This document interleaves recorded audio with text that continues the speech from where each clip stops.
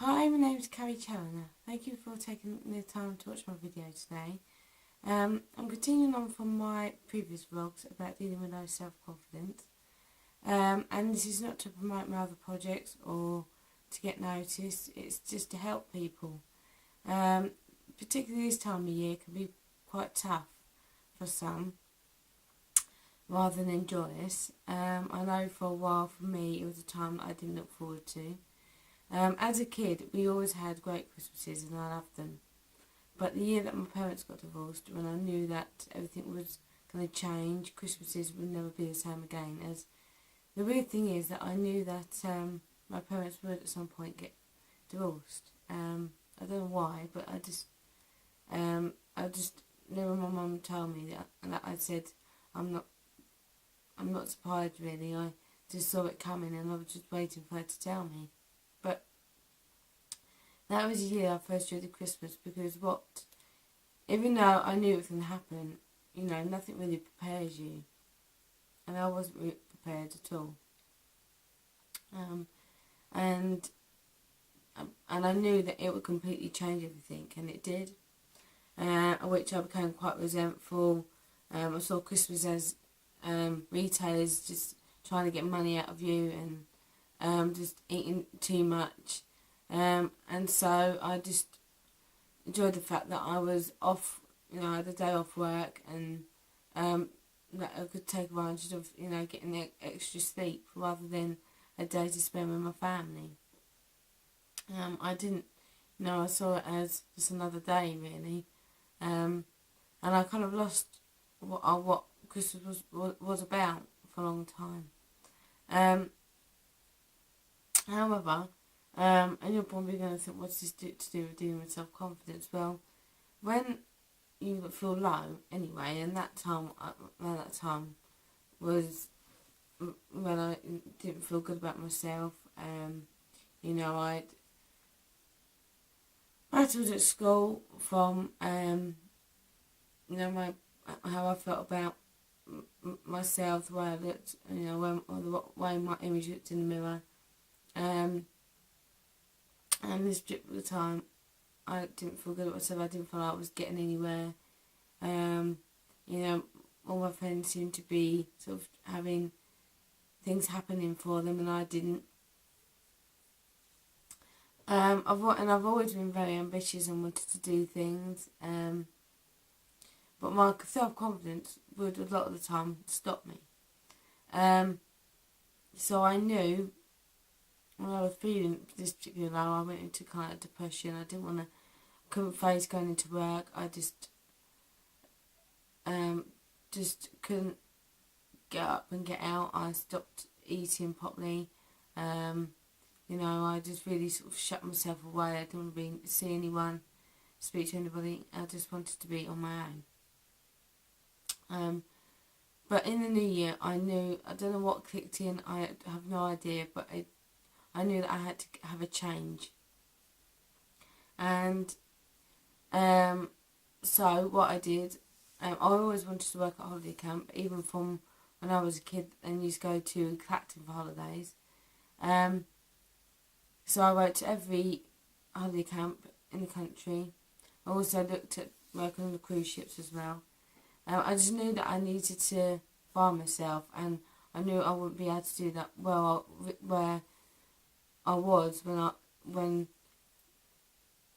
was going through this time, and I just needed to get away and get some independence, start creating things for myself. So after them for 2 years, I got a job at Butlins, and it was the best thing I did because I had to fend for myself. I had to make friends. I had to learn, how to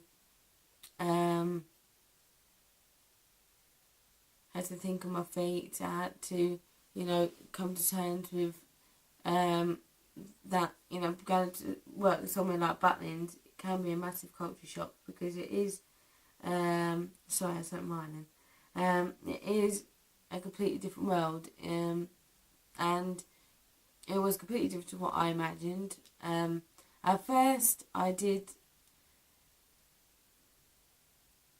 I did think, what had I done? Had I made a big mistake? Did I make the right choice?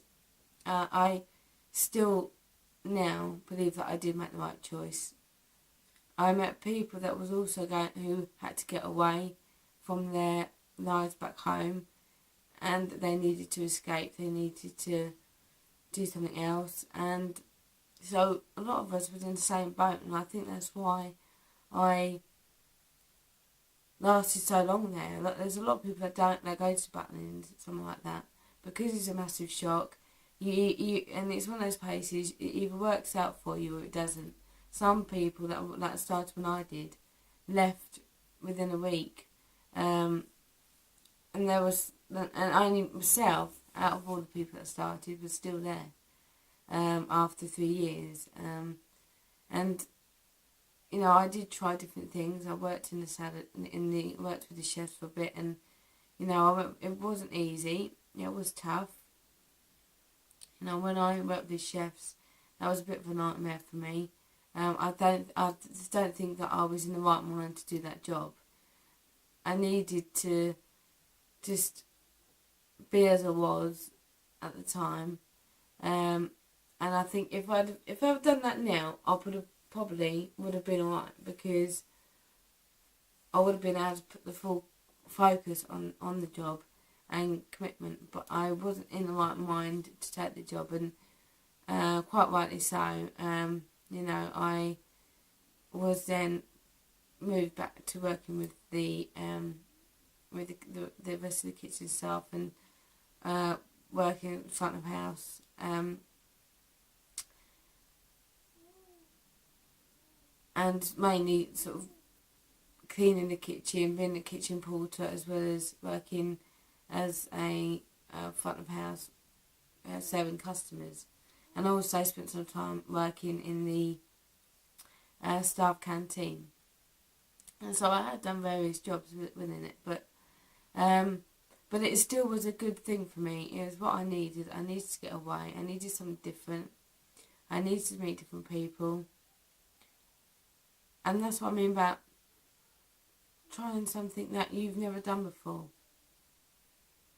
And you're doing something out of your comfort zone. And so going to Butlins is what I did. And it is one of the best things I've ever done. During that time, I would have to work through Christmas. I worked every single day at Christmas Day, to Boxing Day, up to New Year's Eve and New Year's Day. But I didn't care, and it took away the feelings that I was feeling at the time. I was focused on that and enjoying my environment, being with different people. We'd all go for a drink afterwards. We'd all have Christmas dinner together, or we'd go to a colleague's house, and it was one of the best experiences that I could ever have, and the change that I needed. I was there for 3 years, and I moved back after a while back to London with my now husband, who I met at Butlins. And I did create love for myself. I had got my independence.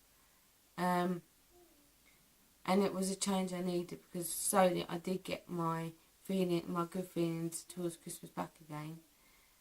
Because one thing I did learn is that actually Christmas isn't about old traditions. It's about sometimes you have to change things to adapt to the way life is. And I knew that, for me to get my spark back for Christmas, I needed new things to focus on when it came to Christmas. And remember what Christmas is about. It's a birth of a life that was a lady, gave birth to a child so many years ago, and that's why we celebrate Christmas. It's celebrating that, and even if you don't believe in the Bible, that's what Christmas is about. And having my son last year was the best Christmas gift I could ever have. I think childbirth is nature's miracle, I think. And he's now brought my spark back for Christmas even more, because now he's made me realise that, Christmas is about spending time with your family, giving love, giving to others. And, if you know someone that's alone this Christmas, go around, even if they don't want to come around to yours for Christmas because they feel a bit like they're intruding, go around to theirs and take around a mince pie or a piece of Christmas cake. They just want to know that you love them and that there's someone there who cares about them. And I always give at Christmas now. I give all year round. And I've set I've set new traditions. So every Christmas Day and Boxing Day now, I've done this about 4 or 5 years. I go for a run in the morning on Christmas Day and Boxing Day. And I've also set traditions that I do every week. Like my Sunday morning run. I love my Sunday morning runs. So you can create your own traditions, even if you've lost traditions and things in your life. You can create new things that will still bring you joy at Christmas. And it's just like everything else, it takes time. And if you do need to change in your environment, I say go for it. You don't know unless you try. But obviously, that it is entirely up to yourself. But I've got to say, change is what I needed. And now, finally, I now really am looking forward to Christmas this year. I know there'll be other times when it'll be hard, but I just got to remember what Christmas is really about. So, if you are feeling low, you are missing someone this year at Christmas, just think about the good times that you had. Memories are full. Memories are there to remind you of the people that were there before, and there's nothing wrong with keep thinking about them. But just don't. I know for a fact, like my nan, who we always used to spend Christmas with, and my granddad, would not want me to be feeling sorry for myself and be miserable. They'd want me to be happy. I know they would. They'd be saying, pull yourself together. What are you feeling sorry for yourself for? They'd be saying, I've got a child here now. I've got a husband. I've got a home. No, we don't have loads of money, but do you know what?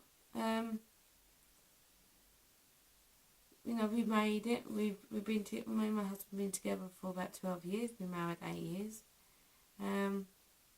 And now we've got a little boy, and now our focus is on him, and that's what we commit our lives to, is to our son, as it should be.